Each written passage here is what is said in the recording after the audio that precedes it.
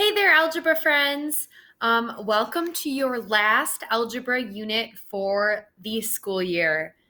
High five, we did it. We made it to the end here. So we're just going to work on chapter 10, which is just going to be some strategies for solving equations. So it's going to be a lot of equations you've already seen before, but just some ways to make solving them easier. So make sure you have Desmos or your graphing calculator ready, and let's jump in. Before we get started here, guys, I want to know, what are you the most excited for when things start to open up? What are you the most excited for? Is there a restaurant you want to go to, friend you want to see? Maybe it's go back to school, play a sport. I'm excited to just see people and hug them. I'm just such a hugger that I hate the feeling of not really supposed to be hugging people and things like that. So that's what I'm excited to do. Let me know what you are.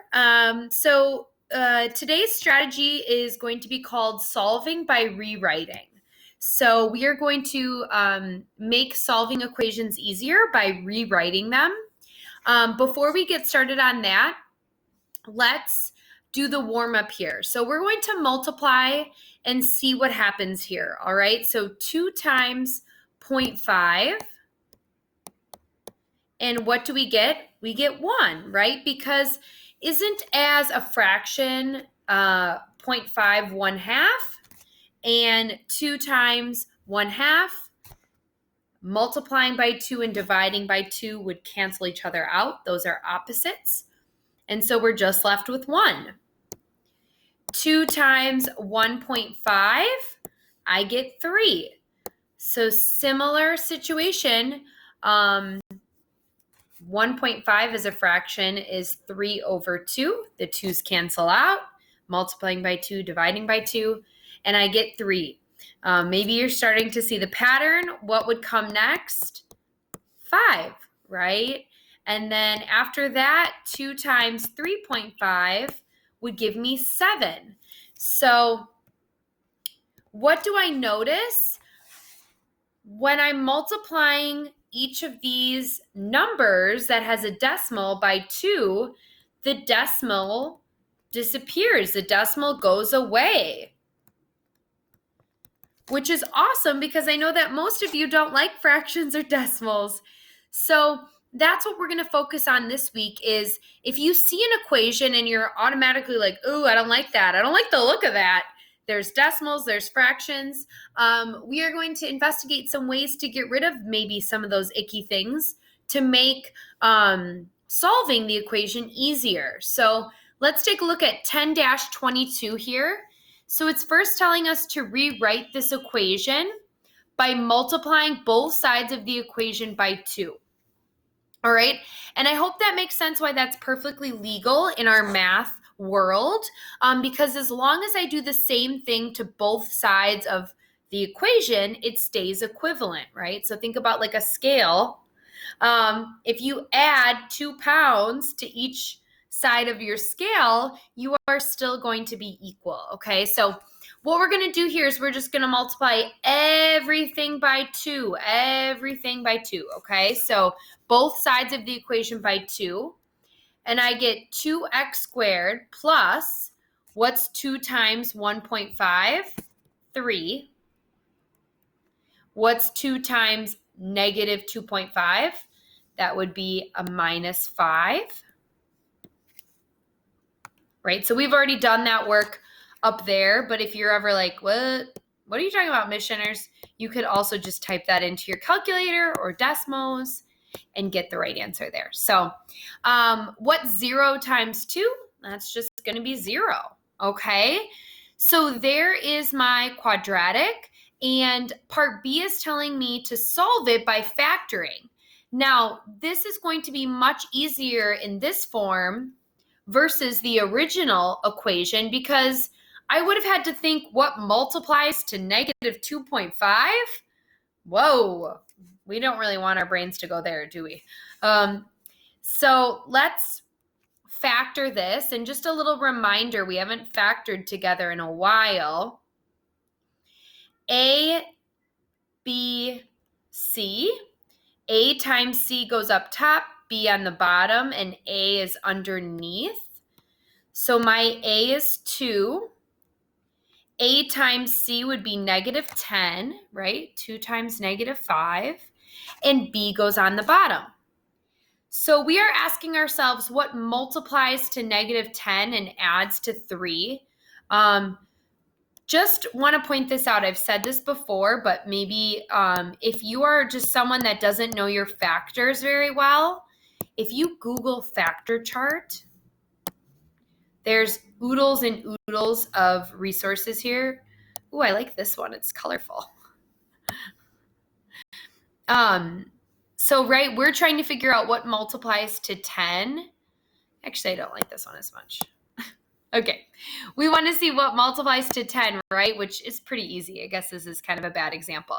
But just so you're aware, right, Google factor chart and just, you can click on any of these and it will give you all of your factors, okay? So as we kind of wrap up the year and focus on some factoring here. So as you can see, 1 times 10, 2 times 5 for 10.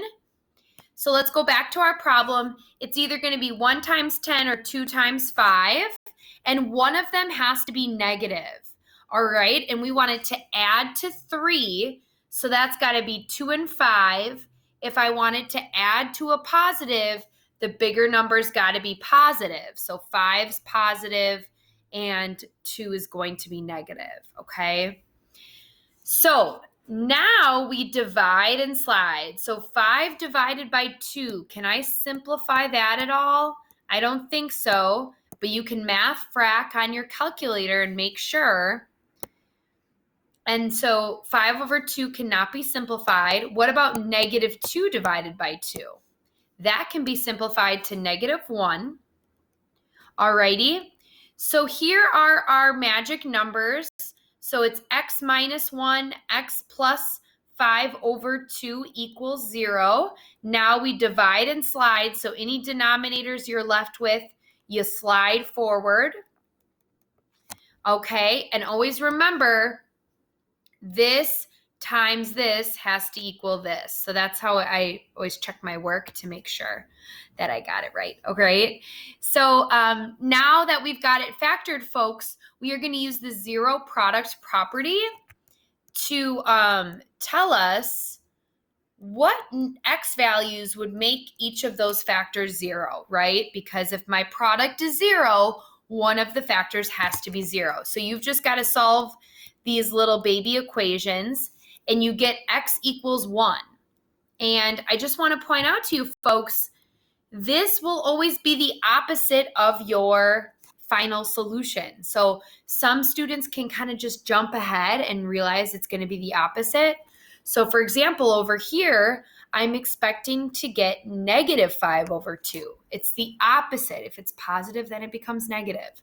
If it's negative, it would become positive, right? So let's just double check that shortcut exists. And sure enough, I got negative 5 over 2. So look for those opposites. Some of us are getting really good at that. The other thing I want to point out, folks, you can always type this into Desmos. I was Zooming with some students last week preparing for our test, and they were shocked. They were like, wow, Desmos really is amazing. It really can help you check all of your work. And I'm like, I know, it's amazing. So I really urge you to use Desmos to your favor to check all your work here. So sure enough, I just typed in that quadratic and I got 1 and negative 2.5, which is negative 5 halves. So we are looking good there. Always check your answer with Desmos is a good strategy to use there to make sure you've got it right. So that's the big idea here. So the only difference here is that first step is multiplying or dividing everything by a number just to make your life easier. So in 1023 part A, I'm given this equation here, and I'm noticing really big numbers here, folks. So instead of multiplying everything by a number and making it bigger, I'm actually going to try and divide everything. So I see that the smallest number is 1,000. So what if I tried to divide everything by 1,000, right? And all of these zeros are going to cancel out. And what am I left with? 1x squared minus 6x minus 15 equals 0. That is much easier to deal with. I am going to try to solve this one using the quad formula, just because I already am thinking ahead of what multiplies to negative 15 but adds to negative 6. I think this is going to be one of those icky decimal situations. So to kind of get around that, I'm thinking ahead, and I'm going to try and use the quad formula here. All right.